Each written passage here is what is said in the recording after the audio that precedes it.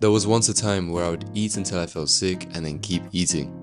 At some point in my life, I developed an addiction to food. I'm not sure exactly when it started, could have been much earlier, maybe during pre-adolescence, but the earliest memory of it was at the age of 15. At the time, I was in great physical shape. I'd swim for a club, play basketball at school, and would occasionally dabble in calisthenics. I was lean, fit, and hungry. Always hungry. The amount of physical exercise I perform on a weekly basis created an illusion of a healthy young man, but it also created an insatiable appetite. Of course, I was going through a surge of physical growth that you only experience once in your life, but it wasn't just the amount of food I ate, but the way I ate it too. I had developed a style of eating that closely resembled a man who hadn't seen a meal in a few days, constantly inhaling the food and never truly feeling satisfied. A moment that stood out to me in that year was when I went to a popular South African fast food chain just outside of London with a close friend and his family. We all sat down, ordered food, and everything was going well until the food arrived. And once it did arrive, I immediately lost composure and inhaled the food whilst leaving the fork and knife completely untouched. And I'll never forget the shocked expression on my friend's face. Looking back, my lack of etiquette probably should have been slightly concerning to me,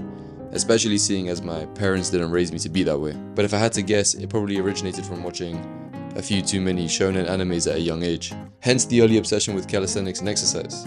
Happy, angry, sad, even if I had just eaten, food would always be the answer. I used to justify it as having a high metabolism, but even as my activity levels and quality of food decreased, the only thing that changed was my body composition. As it slowly became a visual manifestation of my terrible eating habits, I became a person who would eat mindlessly, slowly becoming a slave to my own reward mechanisms, constantly craving food and the dopamine that came with it. From a young age, I always knew that the only way for someone to become aware of an issue is if that certain issue were to make them feel some form of pain or suffering, something to give them a kick to wake up. At the age of 19, I got my kick. In the year of 2022 to 23, I moved out to a new city with two of my friends for university. This was the first time I had ever been away from home for an extended period of time, and it was the first time I ever got to taste true autonomy. The ability to buy what I want, make what I want, eat what I want, with no one to tell me otherwise. And what I thought was complete freedom quickly became the opposite. I gave up my freedom and let my addiction take control of me. Of course, I was still lifting weights and doing calisthenics, but the issue was that every night I'd eat until I felt sick. Sometimes I'd even be sick, and then continue to eat more food. And this was by far the lowest point in my life. This cycle of eating too much and then continuing to eat, of course, led to rapid fat gain. And when I returned home a few months later for the winter break, I came back looking and feeling like a completely different person.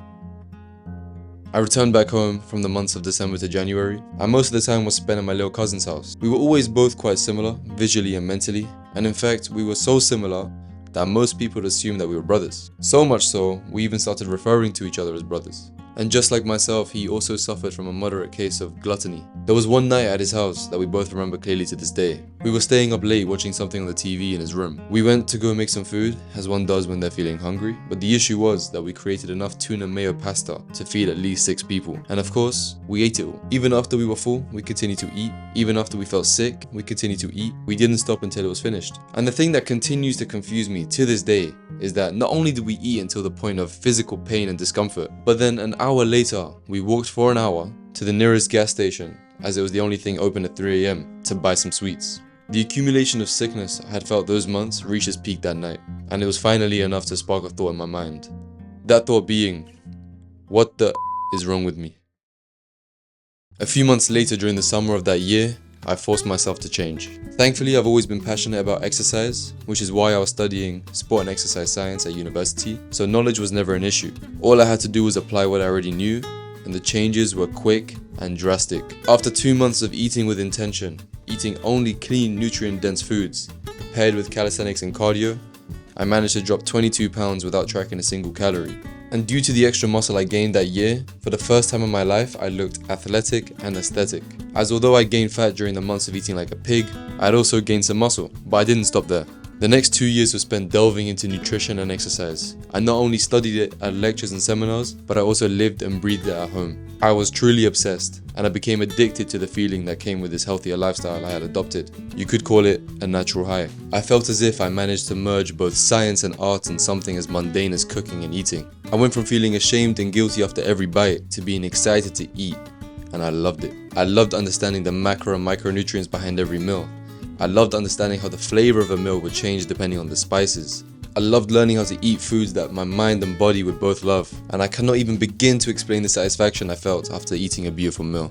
And it will never be about extreme elimination diets, but it will always be about fueling your body with foods that are filled with nutrients that will please my body, meals that are created with time and effort to bring pleasure to my soul, and with flavors that satisfy my palate. Food itself was never the enemy. Our own lack of knowledge and self-control is the enemy, as food has the potential to ascend your body and mind to the height of its capabilities, but certain foods also have the potential to destroy you inside and out. And my relationship with foods only changed after I decided to treat my body with respect. So remember to treat yours with love, eat the foods it deserves, and then you will learn to love the food you eat too. Just know you'll never be perfect. Even today, I have moments where my old self tries to creep back up.